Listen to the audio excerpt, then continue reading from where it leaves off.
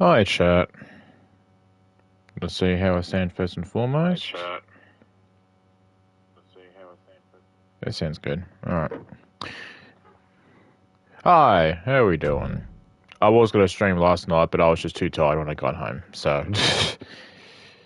so, I thought we'll stream this morning, so... all rested up, so... I thought we'd start with this mode today. If you watched my first WWE stream, 2K25 stream, we just mucked around and, well, we did some stuff on the island, which, I'll be honest with you, I'm not huge. I'm not really that big of a fan of the island. I'll probably still play it maybe off stream, but I don't know. The island's not really doing it for me. But I've always liked doing showcase mode, so we're gonna be doing that today. Yeah, showcase mode is always fun to do. I like the objective based matches. Honestly, I have to keep searching up each time how to bloody do said thing, but they always have a specific theme for each showcase, and this one's about the bloodline. Well, specifically the entire I think it's the entire NOI family. So hopefully it doesn't. Oh, this is the end of WrestleMania. Okay. Lifting Cody Rhodes up. Okay, so I'm Roman. Spear from Roman. Cover, hook to the leg. Cody somehow survives. Are you kidding me? How? How did Rhodes survive? Desire is how, Corey. Grit is how, Corey. This is how bad Cody Rhodes wants to finish his story. Yeah, the ending to this WrestleMania was crazy. And this is aged well now. What a time to have Cena come out. Cody Rhodes, John Cena here to fight off Solo Sikoa.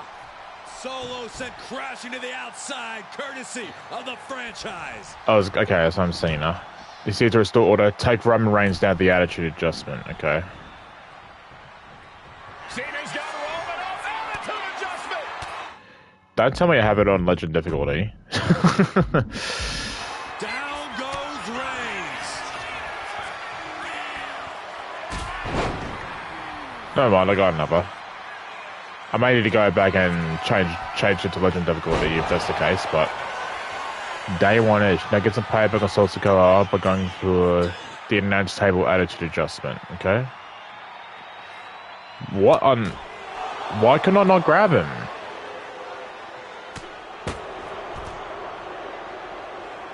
Come on, get up.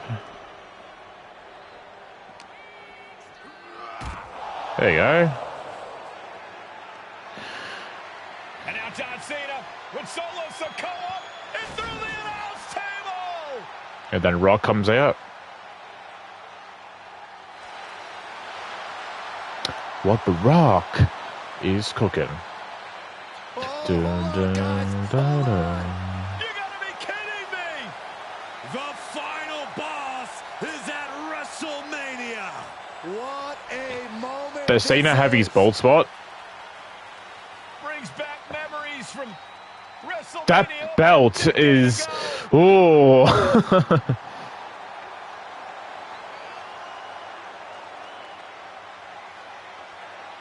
Dun, dun, dun, dun, Now this is a WrestleMania moment. Rock and Cena face to face, feeding off the electricity of this crowd. It's crazy that these two align themselves now after their history too. So if you're wondering what day I'm streaming this, I streamed this the day after Raw, with Cena came out after his first heel promo, and Cody says, "I don't want this whiny bitch at WrestleMania."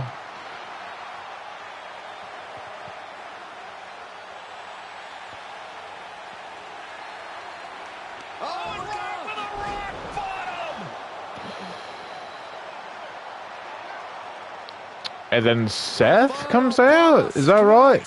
And Cena is down. And now The Rock taking off the Mama Rhodes weight belt. Yeah. He's going to use it against Cody. was gonna say, Seth comes out before Taker, doesn't he? What? Oh. Dude, No way. dude, No way. dude. Now, was Seth's leg actually buggered, like actually really buggered, or was he just selling it? I know he needed surgery on it.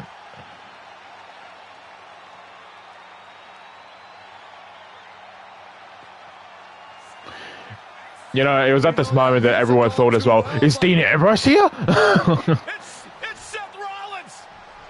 And a Superman punch by Reigns! I don't remember Roman coming in and Superman punching him. Shield gear!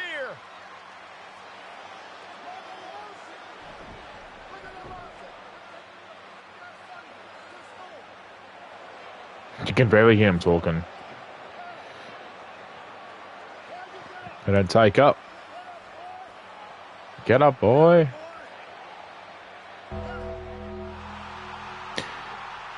They're playing the audio. Now what? Yeah, so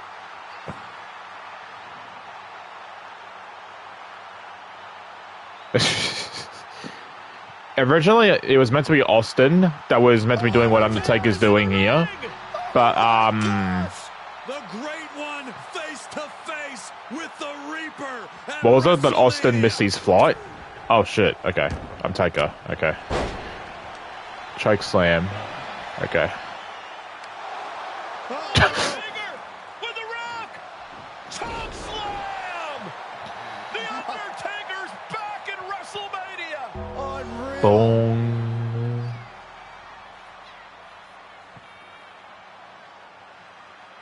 And now Roman Reigns and Cody Rhodes struggling to... And Roman made one mistake here. In the ring. Both men struggling to their feet. Roman beats Cody Rhodes. Roman had a choice to either keep the title or go for revenge. For the American Nightmare. Take out Seth, yeah. Poetic justice. Roman has never forgotten. Now get in the corner and measure up one last spear. Roman Reigns And he chose revenge. looking for the And that is what ultimately ended Roman's reign. Haha. Touches Roman. One, Rhodes. two, Crossroads. Looking for the trifecta now. three. Finish. Finish the story. Everybody seems to think that WrestleMania 40 was the night the bloodline ended. But anyone who knows us knows that it's going to take more than one bad night to bring us down. If anything, we're just getting started. The Bloodline Dynasty. Ladies and gentlemen, my name Hi, Paul. is Heyman, and I serve as special counsel and the wise man to your tribal chief, Roman The Reigns. undisputed, uncontroverted, unquestioned leader of the Bloodline, the most dominant group in recent memory and in the entire history of WWE. The Bloodline has all the damn gold. For nearly 40 years, I have worked for, alongside, and even employed the absolute greatest superstars to ever do it. Just how dangerous do you want to live? I've created the Dangerous Alliance, led an extreme revolution with ECW, and managed the most legendary of all champions. And for me, none of that compares to the relationship I've built with the Anawai, Fatu, and Maivia families, the triumvirate that composes this dynasty that we know more colloquially as the Bloodline. My time with this family goes back 40 years. I've led them into battle, strategized with them, and have watched their children grow into top-tier superstars who have also created their own impressive legacies. And so it is my great honor to serve as your host for the WWE 2K25 showcase featuring a dynasty like no other, the Bloodline. When you look at this incredible family tree, this is proof that there is only one royal family in professional wrestling, bound by blood. A blood bond forged between High Chief Peter Maivia and Amatua Anai Anawai, the father of Afa and Sika, the wild Samoans, created a force that has dominated professional wrestling for over 5 decades. An elite I keep forgetting that Nia Jax is technically part of the family. wild Samoans, Afa and Sika, as well as The Rock, Rikishi, Umaga, Yamanga. Yokozuna, Nia Jax, Jimmy and Jey Uso, Solo Sikoa, Jacob Fatu, and of course, your tribal chief, Roman Reigns. They've owned championships, filled arenas, packed stadiums, broken box office records, years and decades of dedication to the craft, perfecting their art with each passing generation, ultimately leading us to right here, right now, with the Bloodline having dominated WWE for the last half decade. As your humble wise man, it is my duty to take you through some of the most ferocious battles featuring the greatest warriors in the family. Not everything goes according to plan, and this year we're going to give you a chance to right the historical wrongs and change history to bring more glory to the Bloodline. Oh. It's our showcase, after all. Honestly, their only real competition is themselves. Acknowledge me! All of this fighting amongst each other, this constant power struggle, I won't let all of that ruin this moment. Because it's not just about Solo Sikoa or Roman Reigns. It's not just about the Usos. It's about every single member of their family that came before them, who built the lineage, and who made them into the superstars that they've become today. It's been said elsewhere that wrestling has more than one royal family. That's undeniably true. Also undeniably true is that for all of those other families, there's only one bloodline dynasty. Okay.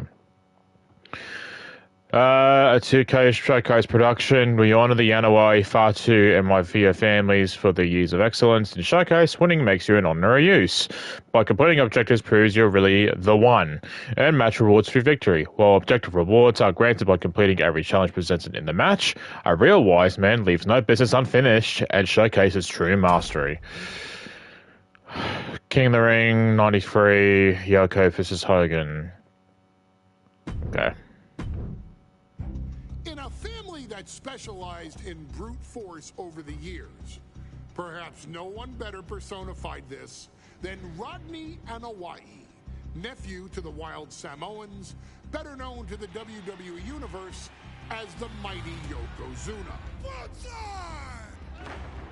The family's first world heavyweight champion, Yokozuna arrived... No, he was actually Japanese, though. That was his gimmick. 1992. An imposing behemoth, to say the least. Yokozuna would make an immediate statement, winning the 1993 Royal Rumble just a few months after his debut. This victory was Yokozuna actually good? Match at WrestleMania 9, where he took on Bret the Hitman. Granted, I never watched a full match of his, so I wouldn't really know. Rise to the top was only a hint of the dominance Yokozuna would have on WWE for the next year. 2 WWE championships, a WWE Tag Team Championship, victory over the era's titans like Bret Hart, Undertaker, Lex Luger, and Hulk Hogan. Yokozuna is my middle name. I'm named after my uncle. I carry it. Oh, really? I did not know on that. my shoulders Solo just because of, Yokozuna what he's done for this Sikoa. business and who he is as a person too. It's a cool middle name to have, man. I represent it with the pride, man, that I have. Hopefully, man, I'm making him proud by doing that. The manner in which Yokozuna melded incredible size with unspeakable agility, shocked the WWE Universe, who to that point were used to their monsters hitting hard but moving slow. Yokozuna broke the mold, punishing opponents with super kicks, uranagis, leg drops, and of course, his devastating Banzai drop. A maneuver Banzai drop. that once it had connected, nobody kicked out of it. Nobody. Rodney was a very unique talent. I think the way he was able to handle all the pressure, it was kind of parallel to how he was in the ring. For someone to be so big and to be so nimble, you just don't see that very often. Rodney was one of those first solo guys, singles competitor guys that was able to go out there and really just make waves, make a big splash. I mean, pun intended, I guess. You know, that fool jumped in the pool, he'd knock out all the water, and that's the way it felt sometimes. He would go into those arenas and just suck in all the energy and be able to give it back. So when I look at Rodney, I see someone very similar to me, someone who understands the top, the very, very top of the game, the top position, and everything that goes along with it. In a career filled with so many highlight reel moments, perhaps nothing stands out more than when Yokozuna faced and defeated the so-called immortal Hulk Hogan at the first King of the Ring event in 1993. Looking to humiliate Hogan after the Hulkster stole Yokozuna's WWE Championship only 2 minutes after Yokozuna defeated Bret Hart for the title months earlier at WrestleMania 9, Yokozuna entered the ring totally focused on the task at hand. And on that night, he not only got revenge, but his victory would send Hogan packing from WWE for nearly 9 years. Hulk Hogan is finished. Many felt I was gonna say the Booker T there, the Booker T quote there when the commentator said Hulk Hogan. a mania. Now, You know which one I'm talking about. possess the power of the mighty Yokozuna and deal out punishment to Hulk Hogan to walk out of the King of the Ring, a two-time WWE champion. Showcase the ability and the agility that made Yokozuna a Hall of Fame performer and take Hulkamania down. Banzai. Banzai. Alright. Now, just like before, they can't play any music Ladies and gentlemen, this is an event of international from game to stream because I'm streaming this on PlayStation and it just every move. a lot of copyrighted music. Mr. Fuji.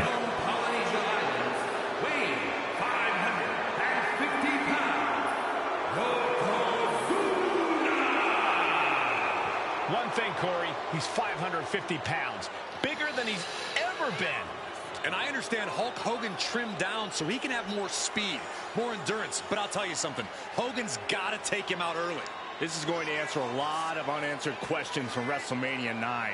A lot of pressure on the president of WWE for what he did. But this is Yokozuna versus Hulk Hogan. Let the winner be the winner. One thing's for sure, Hogan will be quicker. He will be faster than he's ever been in any previous title defense. Well, this is going to be interesting because he's wrestling a fresh Yokozuna this time. Not a man who's already wrestled a 15-minute match with Bret the Hitman Hart. Well, Hogan and Yokozuna's last match lasted less than 30 seconds when Hogan won the title at WrestleMania. Well, I can tell you, this match will go much longer. Yokozuna will not be caught by surprise this time.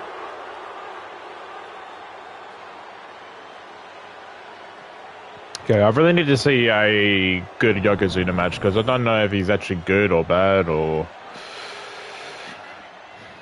No, I'm skipping it. I'm sick of this dude. For a shot at this title. No, thank you. I'm sick of Hogan.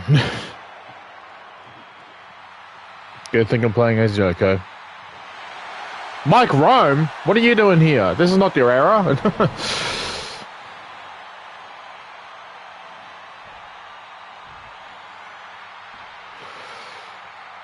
Whoa, what's with my health? For help on... Okay.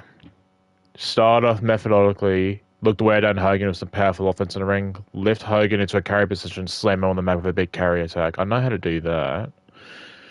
Alongside Byron Saxton and Corey Graves, emanating from King of the Ring, 1993. Yokozuna is fuming over his Now, Yokozuna has vowed to reclaim the WWE. Why is my health bar like that compared to Hogan's? And Hogan's health bar is just the normal health bar in these games. It was disastrous for Yokozuna. Mr. Fuji issued a challenge to Hogan on behalf of his client. And 22 seconds later, Hogan was the new WWE champion.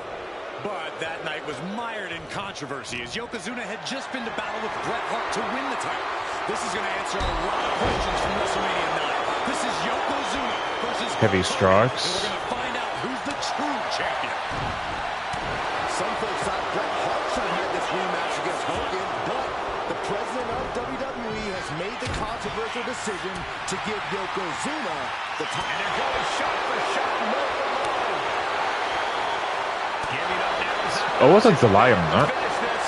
Nothing pretty here, just good old-fashioned fisticuffs.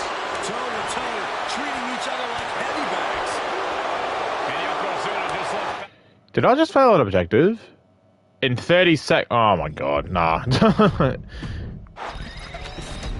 Nah, let me restart that. I didn't know I had a time limit. Byron Saxton and Corey Graves, emanating from King of the Ring, 1993. Yokozuna is fuming over his Fuming. WrestleMania loss to Hulk Hogan. Now, Yokozuna has vowed to reclaim the WWE Championship and wipe Hulkamania off the map. Indeed, the last time these two shared a ring, it was disastrous. I don't. That must be anything adding a time limit to objectives in this game. And 22 seconds later, From memory, I don't think other games did it previously. WWE champion. But that night was mired in controversy as Yokozuna had just Okay, been good. to battle with Bret Hart to win the title. This is going to answer a lot of questions from WrestleMania 9. This is Yokozuna versus Hulk Hogan, and we're going to find out who's the true champion. Hulk Hogan, a five-time champion now. This is his first title defense. The Hulkster has spent the last 2 months in Hollywood due to Successfully attack your opponent's head to cause moderate damage. Yokozuna's bed, Hogan is standing submission. Okay. prior commitments, but you've got to understand that Hulk never expected to be WWE champion coming out of WrestleMania. Well, now that Hogan is emerging, Stop reversing Hogan. the gravity of this situation with Yoko's. Oh no! There we go. This is I don't want him to tap. Wonder what he's thinking here. Yokozuna gets countered. Hogan showing how much punishment he can withstand before getting his own offense in. Hogan weathered the storm and wants to create a flurry of his own. High level of offense on display from Yokozuna. Yokozuna taking the fight to Hulk Hogan. The Hulkster's rocked. Like a brick wall running into you. Can we talk about Yokozuna's meteoric rise in WWE? He's accomplished quite a lot in a short amount of time. Just look at the man's track record at major events. He made his premium event debut with a quick win at Neither superstar giving an inch here. back and forth. Neither one getting. Press circle near front facing opponent to grab. Okay. Any ground. It looks like we've got ourselves a brawl here. WWE Universe appreciating these athletes going on. But it's absolutely drained. They're both refusing to give up. Oh, almost missed that one. Each exchange just sapping Fuck. the energy from these. No more holding back. Going all out now. And that'll end this exchange right there. The Hulkster picking his. Nice. Yoko now. Belly to belly slam. That's got to be the end of Hulkamania. Jimmy Hart trying to 93, so this would have been after WrestleMania 9. Hulk Hogan's not When done yet. Hulk Hogan is coming alive. Hogan stole the moment from, well, really both Yoko and Bret. Yokozuna back to his feet. Big chop to Hogan. And Hogan starting to hulk up here. How many times have we seen this over the years? What was that? Is this did Hogan just not think Bret Hart was ready, or did he not see Bret Hart as the main event guy, or? Hogan fired up. Hogan's ready to go. Hogan feeding off the energy of all the Hulkamaniacs. And here comes Hulk and Yokozuna being backed up to the ropes. Big boot. I can't believe Yokozuna's still standing. He's a big boy. Hogan continuing to pour on the offense. A second big boot, but Yoko still on his feet. Don't let up, Hulkster. Keep swinging, keep firing away.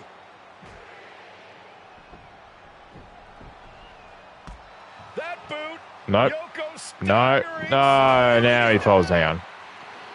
Drop the leg, Hogan. Drop the leg. Hogan, leg drop.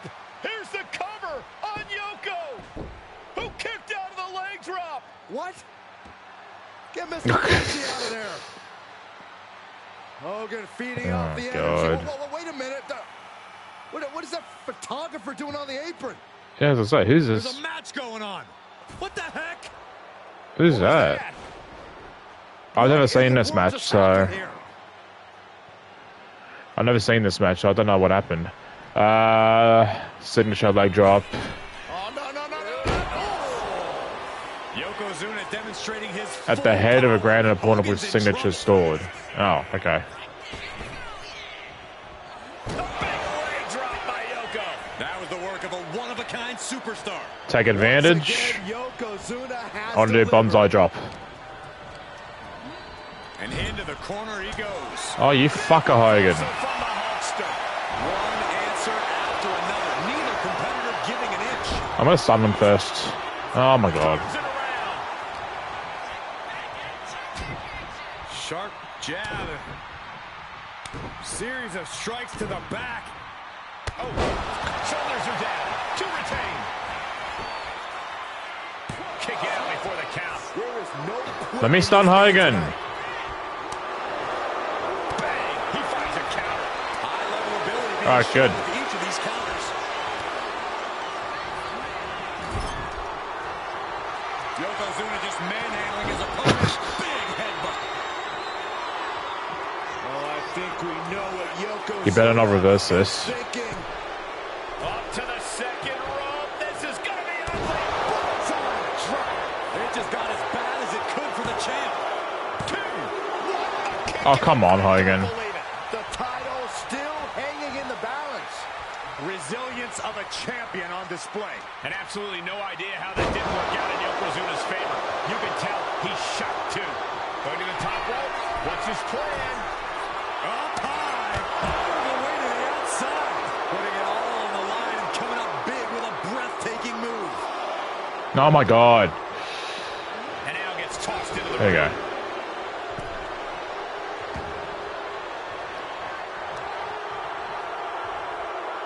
Hammering down on the knee. Not looking in any condition to fight. More like a sitting duck here. Scoop slam. Shoulders down. Championship on the line.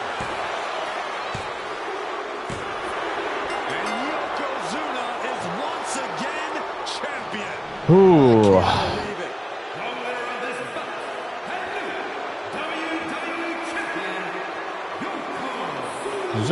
Zuna. Official word. Yokozuna is indeed the new WWE champion. Well, yeah, we won the match. Why do you need the official's word for it? Mania, gentlemen. There's no May about It's it. why Yokozuna just conquered Hogan, and every newspaper in Japan is going to be filled with pictures of our new W. Let me go back to the menu for a quick second. Just so I can change the difficulty if it is on Legend. Hang on. Yeah, normal. That's why I hate contract signings, because especially the one from yesterday, Bianca already won the chamber match, so it's already made official for her WrestleMania. Why do we need a contract signing? What, if it's not signed, this match just has not happened? She won the fucking chamber.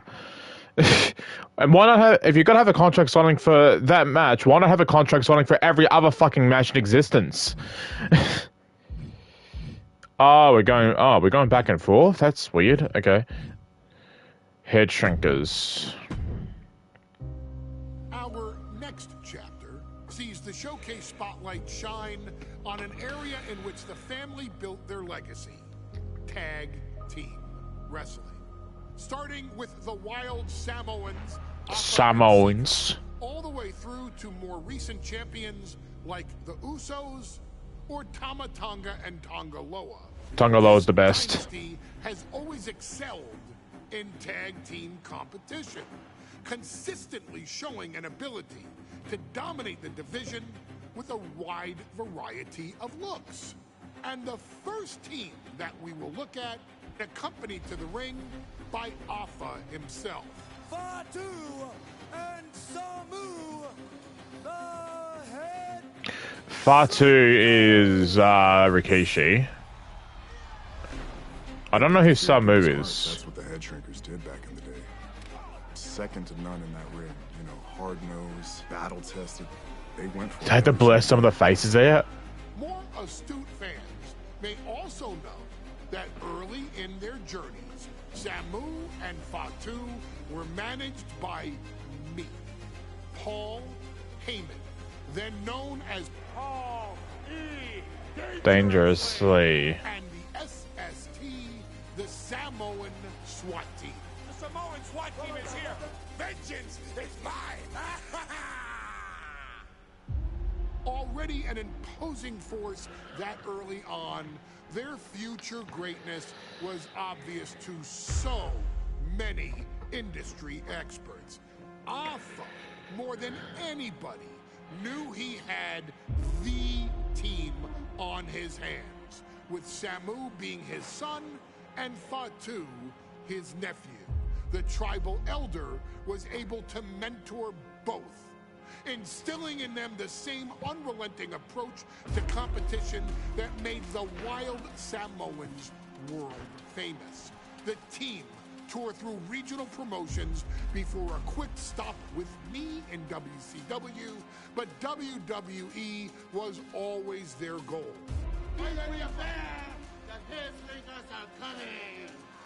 Upon arrival, it was clear that the dynasty's next generation had indeed arrived, immediately drawing comparisons to their world-renowned predecessors.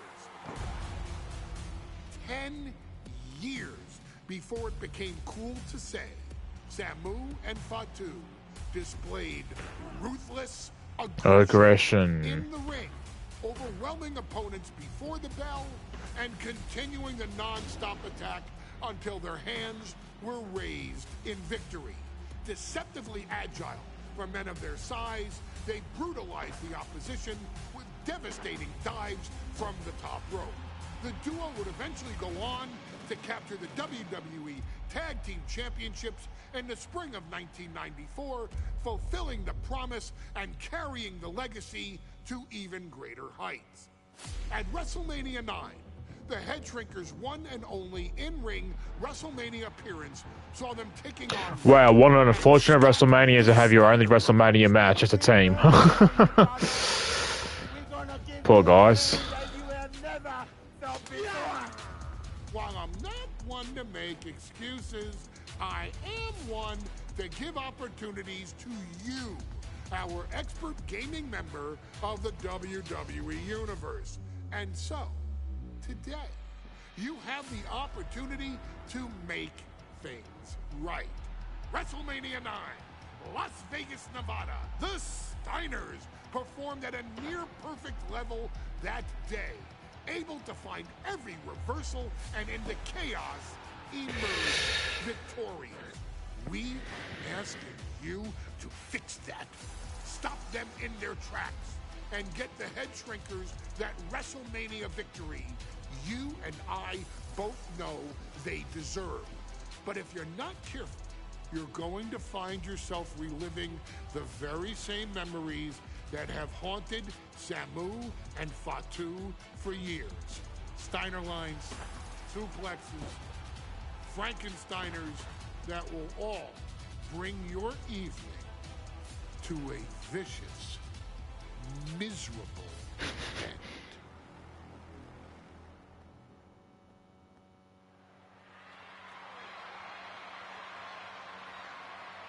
One of the toughest teams in WWE history. Nearly 600 pounds of pure savagery. Is a tag team match set for on the way to the ring. Yeah, like I said, what an unfortunate WrestleMania to have your only match as a tag team. For those of you who don't know, WrestleMania 9 is regarded as one of the worst WrestleManias of all time. Warning, this one may not be too pretty, guys. It was just a really shit show. These are two tag teams that can really bring the fight to anyone that steps in their path. Not a single good match. Well, A seismic collision in the ring.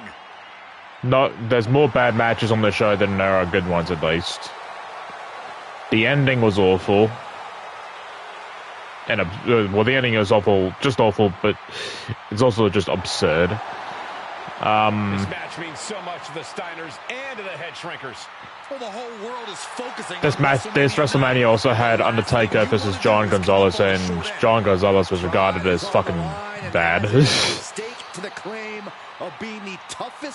It was this Mania, right? This was Undertaker versus Gonzalez? This one? I believe so.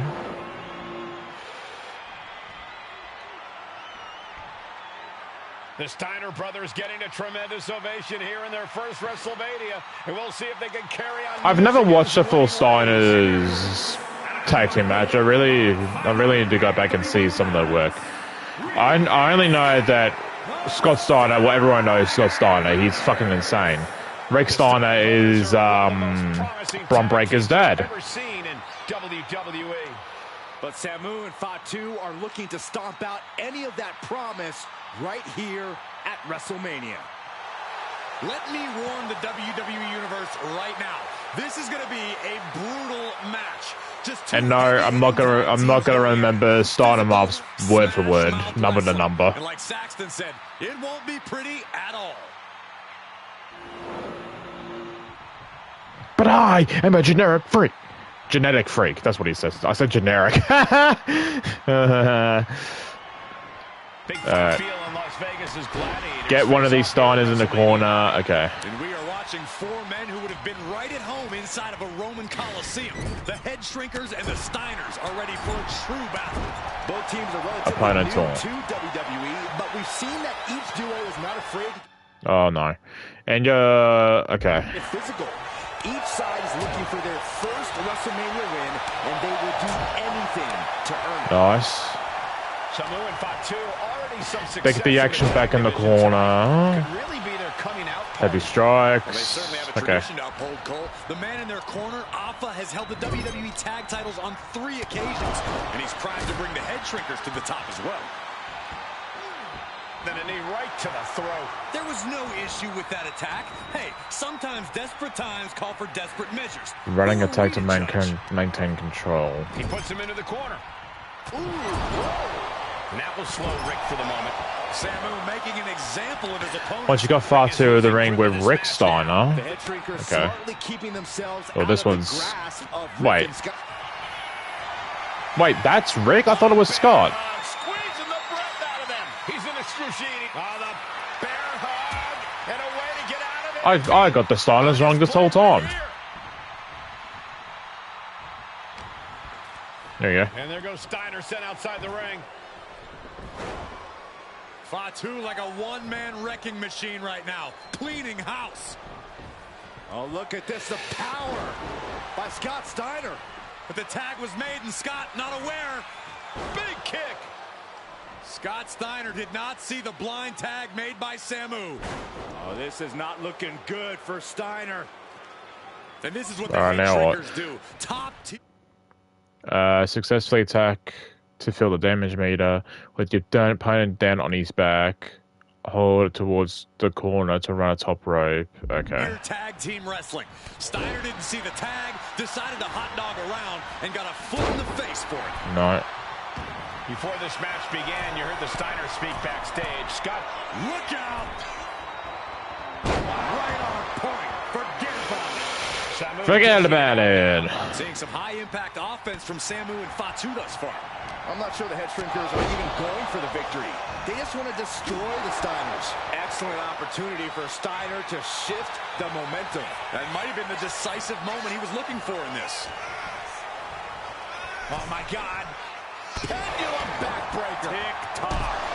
Ooh. Now this is just classless. Somebody stop this competitor. He got out of dodge. Double leg takedown. Got the shoulders down. This is the pin.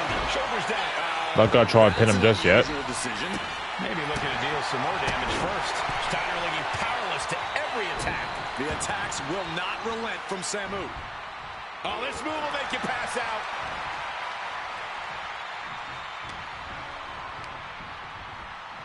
Leaning on the turnbuckle here. In the corner. And an elbow for good measure. Oh, Damn Steiner anticipated that. Whether it's pinfall, hang on. Whether it's pinfall or submission, use R to X with opponent standing dazed in your corner. Okay.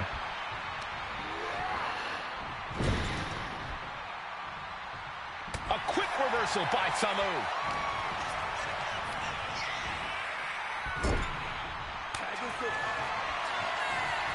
Tag. Double team coming. Oh, face first. That's it. No way the Steiners come back now. 2.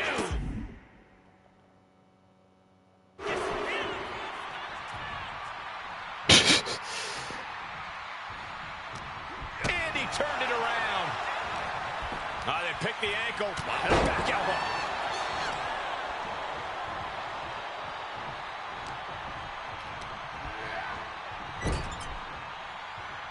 And that's going to jam Scott's offense.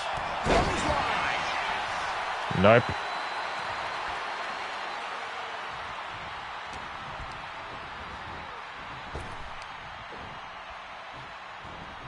Oof, a shot like that would counter any attack. A string of counters. A clinic of counters being put on by these competitors. Proof these superstars have done their homework. Soaring European uppercut. And you can see that offense. Reversal after reversal. There you go. Running STO plants him. Nicely done. Has to find a way out of this. Nice. Taking on even more brutal No, you don't. damage there. This could be the defining moment of this match for him. What? Does he do now? Ooh, caught with a knee to the mush. Come on, get up. Ah! A reversal. Well scouted. Ooh, that hurt right to the kidney. Golly. Fatu is really showing his vicious side. And Scott's got to flip the switch soon. Ooh. Uh-oh, this is not going to look pretty. Submission being applied. Is this one over? No. Aw, I cancelled it in time though. Submission. And does. What's his finisher? Samoan Splash. Okay. Should have guessed that. Oh, well scouted by Steiner. Steiner God absolutely damn it. not backing down. Oh, no. Oh, not to the belly. Scott getting worked on right now. I don't see Fatu. Oh, fuck off, man. Soon. Oh, what a clothesline. Shoulders are down. Is this the end? Quick count after one. Unbelievable display of will in the late stages of this matchup. Connects the fist to the face. Great counter. Oh. Ascending the ropes. Soaring. Samoan Splash! Coming down from way up top. And the head shrinkers just might have it. 2. Yeah. Head shrinkers get the win. Here are your winners, Samu and Fatu. Head Shrinkers. And what a huge win for the head shrinkers tonight. Samu and Fatu making their family proud and proving themselves as top contenders in the tag division.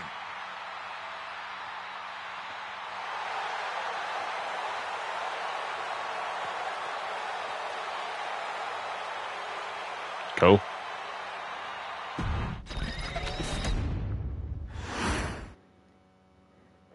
Hey, let's put this in the simplest of all terms. Dwayne "The Rock" Johnson is the biggest celebrity on the face of the planet today. Now, biggest wrestling celebrity, definitely. Right now, the final boss, The Rock, has always commanded all of the attention in the arena since the very first moment he made his WWE debut at the 1996 Survivor Series. Born into this business, The Rock would become WWE's first ever third-generation superstar, following in the footsteps of his father and grandfather. So are we playing as the Marvias? Who had competed in WWE rings before him. Dwayne, you had a huge responsibility. There's a legacy, and you have to take it so seriously. Even with incredibly high expectations, the Great One surpassed them all. Along with the usual achievements, if your name is The Rock, 2 Intercontinental Championships, 5 Tag Team Championships, 8 WWE Heavyweight Championships, a Royal Rumble victory, not even to forget the fact that The Rock once led an entire nation. The Rock has An entire nation of 4 people. in WWE history, earning WrestleMania victories over Hulk Hogan, Stone Cold Steve Austin, and John Cena. Each of these men are known as the faces of their respective era. Each of these men found out what happens when you go one-on-one With the Great One.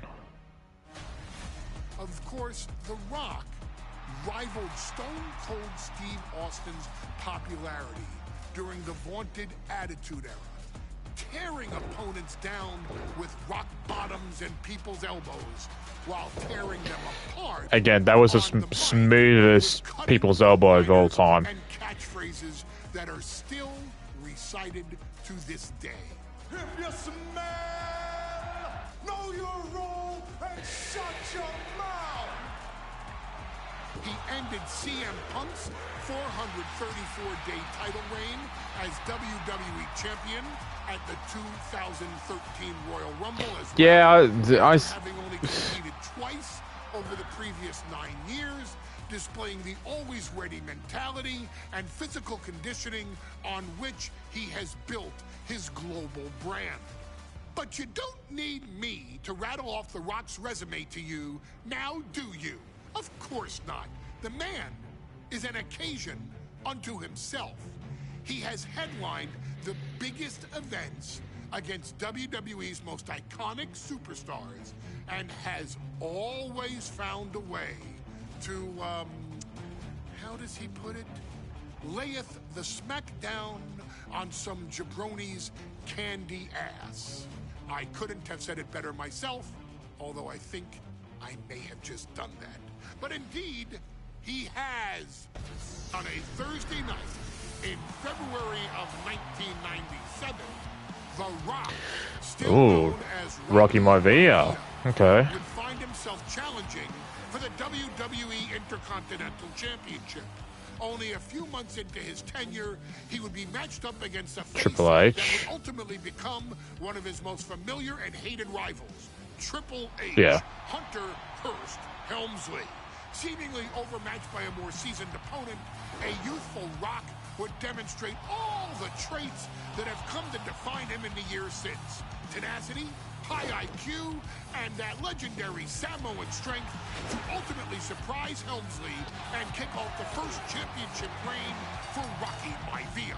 It would be the first step of a journey that has ultimately led The Rock into the pantheon of WWE's elite. So now it's all in your hands. It's up to you to showcase the undying drive that makes The Rock the hardest worker in the room to deliver a shocking upset against the Greenwich snob himself. Guide Greenwich snob. over Triple H at a very special Thursday, Raw Thursday, to give the first jolts to what would become the most Why was it called Thursday, Raw Thursday? in sports entertainment. I knew it existed, but why do they call it that? Why do you need Thursday, 2 Thursdays on it?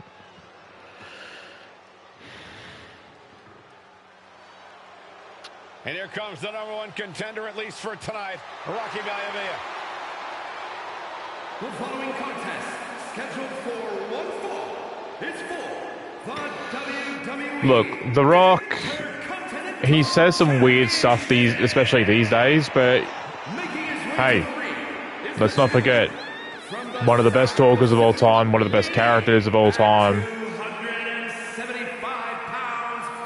Like, he wasn't, like, fantastic in the ring. He was decent. He was, like, at least decent to, at the very least, good in the ring. He wasn't all there, but that didn't matter. Oh my god, I forgot Triple H had this theme.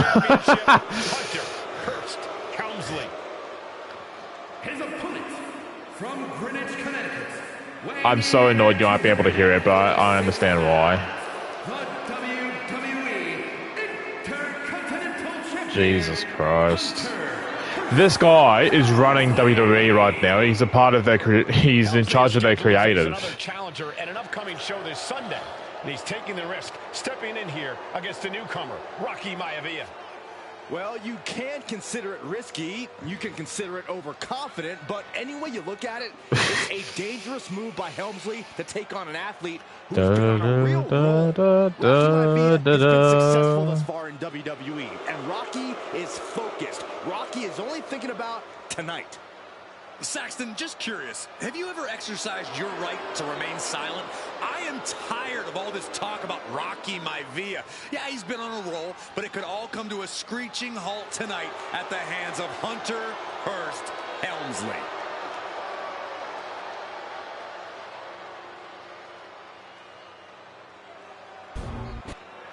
Intensity on the face of the champion. Challenger in the corner, looking more determined than I've ever seen. Mike Rome, you're not. Even the commentators are not supposed to be here at this time. Well, Michael maybe, but I think Michael was just a couple of years after this. Corey and Byron are way off. They're not there for like another 10, 15 years. The Intercontinental title hangs in the balance tonight in a match between our outside the ring. Hang on. Outside the ring. Successfully attacked up or gravity to fill the damage meter outside the ring. So press R2 near a down opponent to perform a grand submission. Okay. And the young challenger, Rocky Maivia. Rocky Maivia has a lot to prove here. The third generation up-and-comer would love nothing more than to grab his first championship tonight and send a message to the WWE that Rocky Maivia has arrived. But Hunter Hearst Helmsley will do everything in his considerable power to stop that from happening. And as far as Helmsley is concerned, Maivia is barely... Hold on a second. Could be a matter of time. Submission. He had it locked in. I didn't expect him to just let go. I don't know what he's thinking, but he needs to focus on the task at hand. Now apply some pressure on... Solid damage, but needs to remember to get Helmsley in the ring. The title can't be won outside of the squared circle. And Rocky there not showing any signs of being intimidated. If Rocky Maivia is going to take down the more polished and experienced Hunter Hearst Helmsley, he's going to have to do it with unrelenting energy. Rocky has to keep coming at the champion with big attacks until Helmsley collapses under the onslaught. From the top, double axe handle. Helmsley has the momentum again. So I got to reverse. Okay, I got to reverse a move from him. Rocky Maivia is too much for Helmsley right now. Go, punch me. Maivia Punch me. to the sky and executed that punch me perfectly. I don't think Helmsley had that there you go. at all. Deeper into this match now, and I think it's Helmsley who's reaching peak frustration. Send Triple H crashing into the corner with no A sweat. testament to the never say die attitude of this young superstar. And he gets it from his dad. He gets it from his grandfather. Maivia knows nothing less than to give it his all. Boom! Read that one.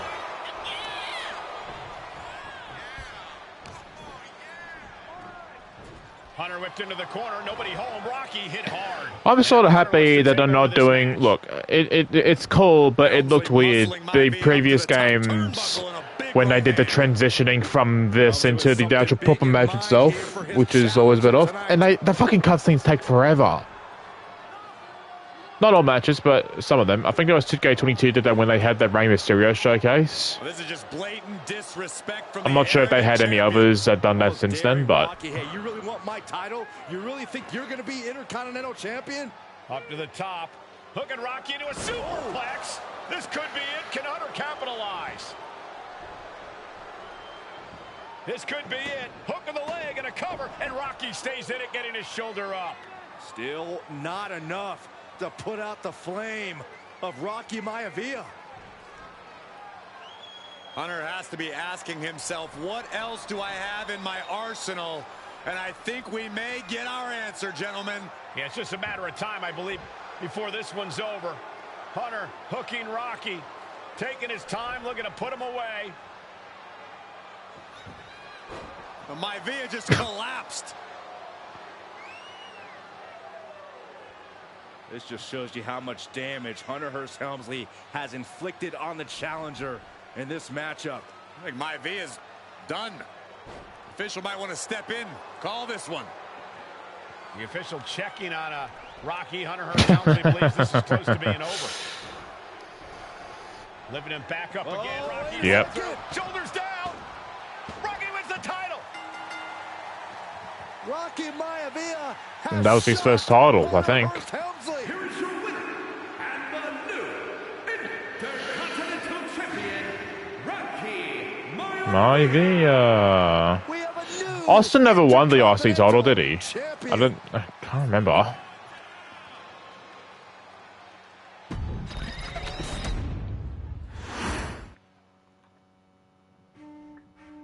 In a family of elite combat athletes and top-tier performers, the final boss has always stood out, even when he was just a blue chipper. But there wouldn't be a final boss. There wouldn't even be a bloodline if it wasn't for The Rock's grandfather, the High Chief Peter Maivia. You can think of him as the first boss. Predecessor to the tribal chief. He is one of, if not the foundation for our family. The Anawai Fatu Maivia wrestling dynasty. I don't think there's anybody more responsible for what's going on now than the High Chief himself.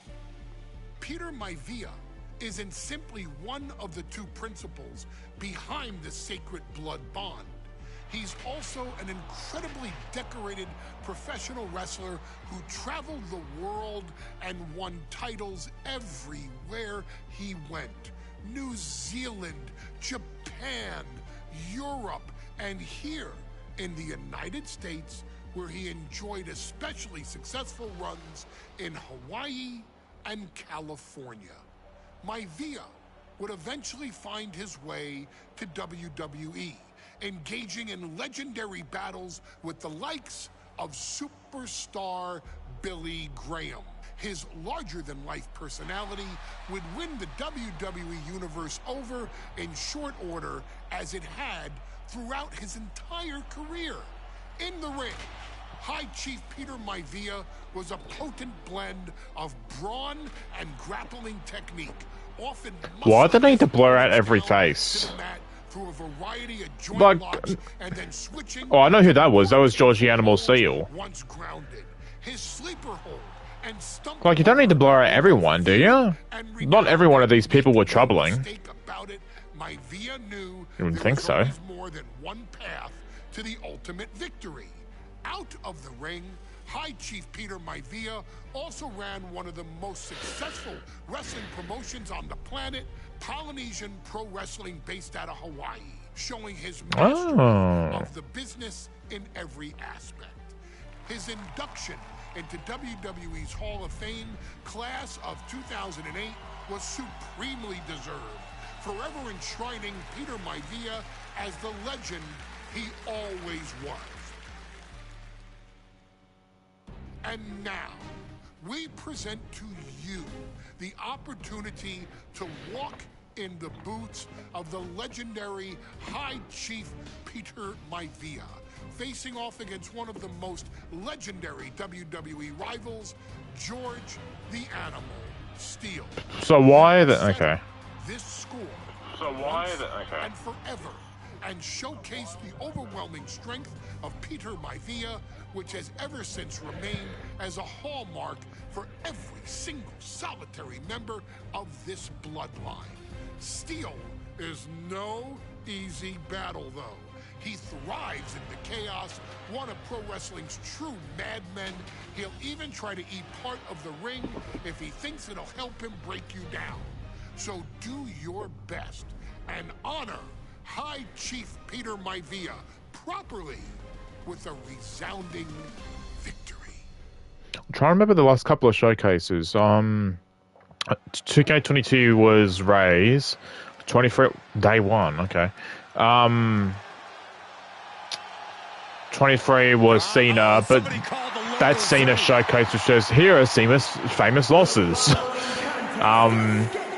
What was last year's? What was last year's showcase? Introducing first, from Detroit, Michigan, weighing in at 270. Oh, that was the WrestleMania one. Okay, I remember. I remember now. I'm not even sure the cage can contain this man.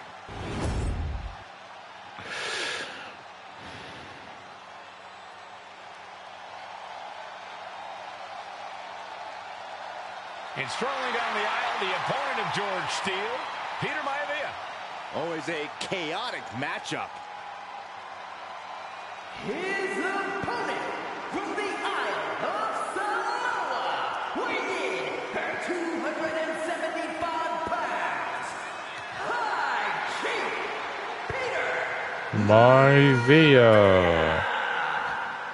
Steele had better keep an eye on Maivia because Maivia is a true brawler. Few men can handle the chaos of the animal inside a steel cage, but I believe the High Chief is ready. What is this music?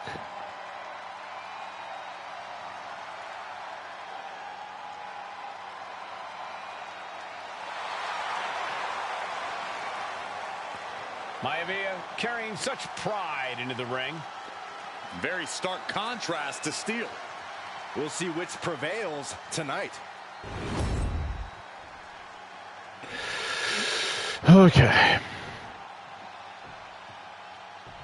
Steel cage match underway. Peter Maivia Nice. versus George the Animal Put Steele. together a Most of strike the to grapple matches between combo, Peter Maivia okay. and George Steele have ended inconclusively, but this time we'll have a winner.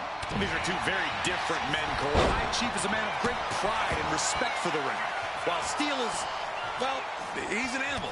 I can't think of two opponents with more opposing styles. You said it, Corey.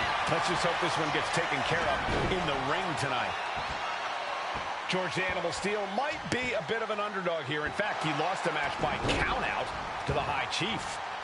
In Steele's defense, I'm not sure he knows how to count exactly, or how to read a rule. So he's got to be happy to be in this cage. Okay, Byron. He is called the High Chief in part because of his commanding presence in the ring. He's more than ready for what the animal will throw at him, even inside a cage. Carefully placed stomp to the arm. Two very opposing styles in every sense of the word, Corey. High Chief Maivia is a much more physically gifted and talented athlete in the ring than Steele. What's it going to take for the animal to get the upper hand here? Well, he's got to be even more chaotic than ever inside this cage. Nothing about Steele makes sense to someone as traditional as Maivia. There's never any telling what the animal's going to do in a match, and he needs to keep it that way. George the Animal Steele is not a wrestler by any stretch of the imagination, guys. He's a true brawler. And he might be the best brawler in WWE, Michael. There is no shortage Peter of Maivia is fight in the pretty fun to play. But you know who might be a better brawler, guys? The High Chief Peter Maivia. When you consider that Maivia is also an excellent high flyer and a great technician, well, you can see why the High Chief is the favorite in this match, even with the steel cage stipulation. Brought down with a snapmare. Oh! Ooh, what a jumping headbutt. Nice takedown, stack for the pin. Hold it, reverses it, shoulders down. Well, this is unexpected, Byron. Yeah, I'm guessing he wasn't fully in position. The animal has to be elated to be in this steel cage against one of his biggest rivals. No signs of either combatant backing down. Two titans trading strikes and refusing to back down. Neither competitor is backing down. Ooh. This is a war of attrition with neither superstar wanting to be the one who surrenders. Ooh. Oh, fuck. The willpower, the sheer guts of these two. Rapid fire shots, neither superstar backing down. Ending this test of There we go, get fucked. exclamation point. Oh my goodness. Oh, that was smooth. Just dominated the animal with that. No, get up. Get up, Maivia.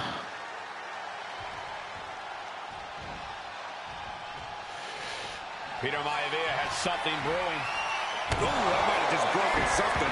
I've never seen that Final Cup finisher before. He's not ready for this to end. Another big move. Backbreaker. And George is laid out. I hope this is how Maivia actually wrestled. Perched up top. No. For that high risk. Peter Maivia very tough, but he also has movie star good looks. Quite the combo. And it served him well, Michael. In fact, the High Chief has major acting and stunt work credits to his name. And who knows? Maybe we'll see the Maivia name on Hollywood billboards again sometime. Well, before any Hits you with your signature. Oh, I've already used it, man. Oh, and it's reversed. Find some payback with their own reversal. Oh, running FTO plants him. Nicely done. Peter Maivia is looking unstoppable now. And you can see Don't know what Steele happened is there. struggling to weather the storm of the High Chief. Big impact. Oh my goodness. Double-handed shot. Finish him. Twist. Into the pin. Could be over for Maivia. Shoulder up right away. He didn't even let the ref start the count. Steele turning Maivia into the hunted here, looking to dethrone the High Chief. Oh, and he manages to reverse. Some folks call Peter Maivia the Flying Hawaiian. And the reasons are obvious. The Flying Hawaiian. How does he earn... Connect with your finisher in the next 90 seconds and the rival in your favor. So what, just win? Any way you can. Well, Cole, Peter Maivia is Well, I gotta do the finisher first. In fact, Peter's considered a blood brother to the patriarch of that clan. When All right, you add on the get up. fact that Maivia was born and raised in Samoa. Trying to go for it again. That'll do some serious damage. Again, going for the biggest attack possible. 2 count. And Nice. defeats the animal.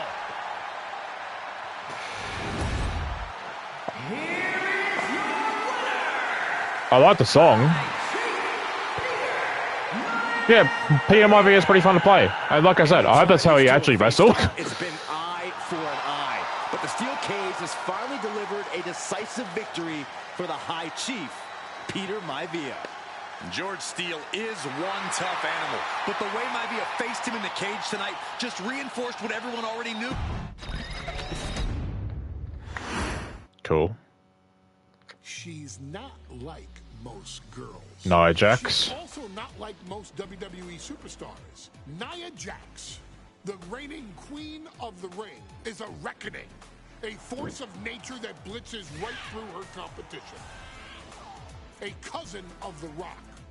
Nia Jax arrived in NXT almost 10 years ago with astronomical expectations. Undaunted, Nia Jax would dominate early opponents, finding herself competing for the NXT Women's Championship mere months after her debut. Asuka or Bayley? For those running Raw and SmackDown to take notice. Well, our next pick, Nia Jax. And Nia Jax would join the Raw roster as part of the 2016 draft lottery. And since joining the main roster, absolutely no one has been safe from Nia Jax. You are kind of right, Paul, but not in the way that you think. Tag team champion. She competed in the men's Royal Rumble match in 2019. The amount of people that she's actually IRL hurt. Like hurt for real. She's battled standouts. Who was that she eliminated? And Becky Lynch. And all the while, she has left undeniable destruction in her wake. In the ring, she applies many of the same tactics that once benefited Yokozuna.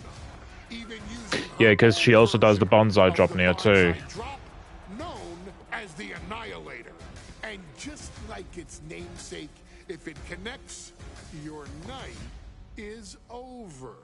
And Nia Jax remains driven for even more success, jumping at any opportunity to prove her dominance. This last year, that included entering into the 2024 Queen of the Ring tournament after earning victories over Naomi, Jade Cargill, and Bianca Belair. Nia Jax would fight her way into the finals, taking on former NXT Women's Champion Lyra Valkyria. Valkyria built a lot of momentum, defeating Dakota Kai. Out of all matches you could have picked for Nia to do, you choose the Saudi one. Okay. Queen and king of the ring. With an obvious game plan, Lyra would look to stick and move, avoiding the colossal attacks of her opponent. Unfortunately, as often happens when competing against Nia Jax, Lyra made one miscalculation, and that error in judgment provided Nia Jax with the opening she needed. Yeah, that looked to annihilate her gnarly. competition. This is your opportunity to crown the first queen in Bloodline history. Make Lyra suffer. Make her regret ever entering your ring. Showcase the otherworldly power that forces an entire roster to cower in your presence. Because when you're an irresistible force like Nia Jax, resistance is futile. They picked the Saudi match. Alright. And now a dark I'm not like horse those girls. in hopes to don the crown. Lyra Valkyria versus Nia Jax in the Queen of the Ring finals. I'll give Nia the benefit of the doubt, right? I do think, in my personal opinion, I do think that Nia has improved. She has improved just from this year alone. I think this is definitely Nia's best year that she's had. Wait to witness what unfolds here. The irresistible force has been on a tear recently. What I dislike about Nia is obviously her hurting IRL people, which thankfully she hasn't been doing that a lot recently. But then using that to get heat on Twitter, and kind of using it like, well, Nia, just stop hurting people, you know. And I hated that she used that as her just to get heat on Twitter, because I think that was around the time where she hurt, like, I think it was Kyrie during COVID. Whoa! Whoa! That is what Lyra Valkyria is bringing to the ring. I like Lyra. Lyra, I think, is a good wrestler. She just needs a character and not just Bird. She needs an edge. Lyra Valkyria may have read a little too much fantasy in her day, and now is reality. Lyra needs a bit of edge to her, because when it comes to the wrestling's down pat, but Nia Jax, who's in the best physical physical condition of her career, tonight will make someone. Lyra just needs a little bit more. We'll find out in a matter of moments. And guys, you win the crown. Guess what waits? Because I think Lyra can get there. It's just right now it's hard to invest in Lyra because WWE hasn't really invested a whole lot in her. SummerSlam. That's why I didn't really take her seriously when she won the IC title. Well, I would have taken her seriously had she been on TV more, but she coincidentally came back around TV at the time that the IC title was a thing for the women's division. So Lyra just needs a little bit more. And it's all come down to this. Oh, that was by accident, that. Lyra trying to rely on her technique to bring down the irresistible force, but having no luck at the moment. I'm not sure this Bonsai is drop? either. No? Okay.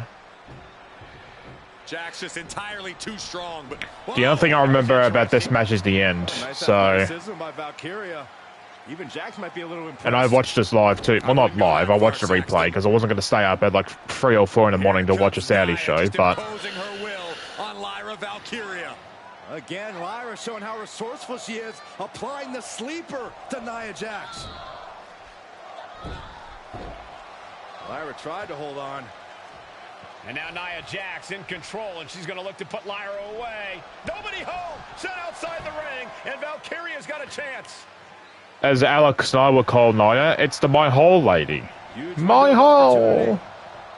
Right now for Lyra Valkyria to strike. Lyra may actually pull this off. Lyra may become queen. Lyra has the advantage. She has Nia reeling. But Lyra can't win Queen of the Ring with Jax on the outside. This match has to end in the ring. Lyra says she feels alive every time she flies, and that's what Nia has to avoid tonight. When you're outside the ring. Okay. The woman thinks she's a bird, Cole. What do you expect? Symbolism, Graves. Symbolism! Valkyria facing off in the finals of the 2024 in the corner. Okay. Who will take home the crown? She throws her back in. Symbolism! She's a bird!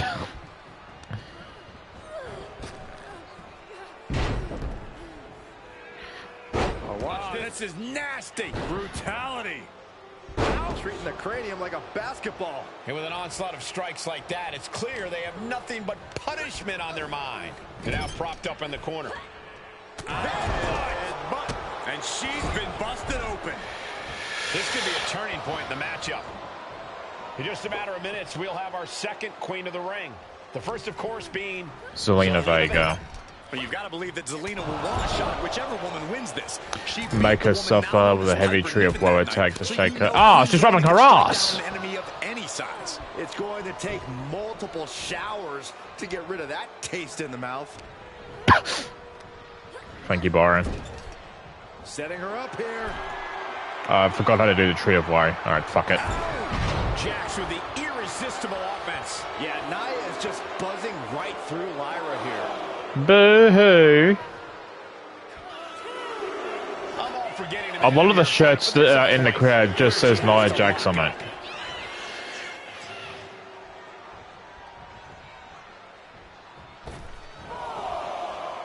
Hang on, I think I remember how to do a tree of woe. Give me 1 second. And she's set right into that corner. No. Valkyria retaliates. Is it down? Is that what I need to do? WWE Universe getting their first looks at Lyra Valkyria. She's only had 3 main roster matches so far, and they were all in this tournament. Big wins over Dakota. X to opponent in corner for tree of woe. That's an extremely impressive start for Lyra. Each shot landing with a little bit more venom. Slugging away with everything they've got. Big shots being fired right now. Neither competitor letting up. So much pride, so much resiliency on display. You can feel the contact, and so does the WWE Universe. What impressive determination from both competitors. Keeping it, things have just gone nuclear. Warheads landing on the front lines now. Looks like we know who won that exchange. Game placed in the corner here.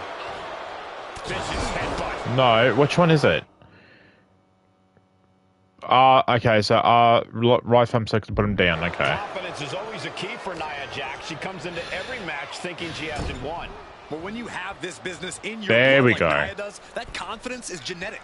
But ever since the Irresistible Force returned to WWE 8 months ago, her confidence has been on another level. Smash live with any of the two Simone variations. Okay. Jax may just be unstoppable now. Release That's back not. suplex. Oh my god. Get in the ring. Nia Jax, so powerful, so dominant. Samoa drop.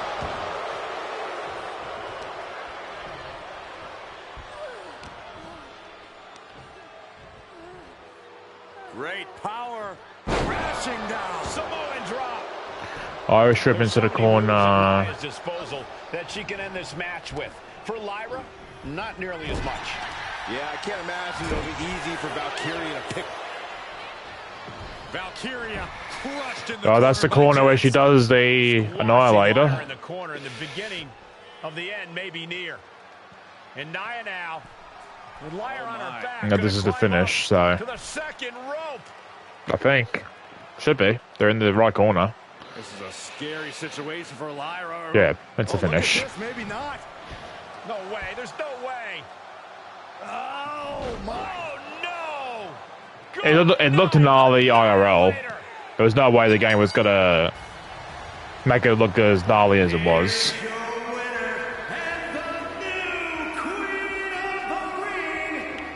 Nia Jax. What a victory to the brand new queen of the ring. Nia said she would do it, and she backed up her claims. And now the chief content officer of WWE and Triple H going to come in to congratulate Nia Jax, officially crown her the queen of the ring. Absolute dominance by the new queen.